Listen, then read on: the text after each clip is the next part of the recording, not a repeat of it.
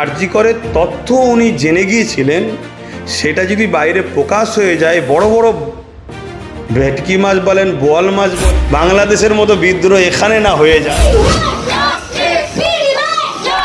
যে শুভেন্দু অধিকারী কত বড় বড় ডায়লগ দিচ্ছেন মাধ্যমে, এসএসটিভি পাবলিকের মাধ্যমে আমি মানুষকে সজাগ করি। তাই আমিও পথে নেমে যে আন্দোলনটাকে হাইজ্যাক আমি করে নিই, যেটা গোপনের মধ্যে না দিয়ে প্রকাশ্য দেওয়া হোক। আমি বলি, আজকেও বলছি আপনাদের মাধ্যমে, এর সমস্যা সমাধান বন্ধ করতে গেলে রাজপথে প্রকাশ্য তাকে শাস্তি দেওয়া দরকার, যেটা গোপনের মধ্যে না দিয়ে প্রকাশ্য দেওয়া হোক। তা বড় বড় সব মাথা হয়তো ধরা পড়ে যায়, কেন স্বাস্থ্য মাফিয়াও চলছে না।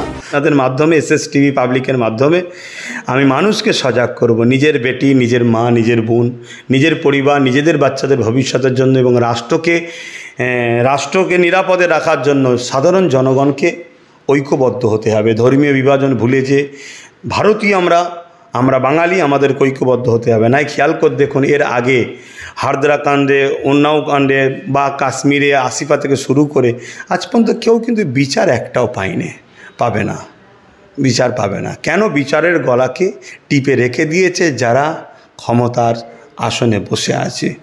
তারা কখনো গলা টিপতে পারবে না তাদের দ্বারা দিয়ে এরা নিজেদের ক্ষমতাকে রুখে রাখে। তাদেরই যখন কোনো খাস মানুষ এসব পাপের সঙ্গে জড়িয়ে যায়, আর বিচার তখন হয় না।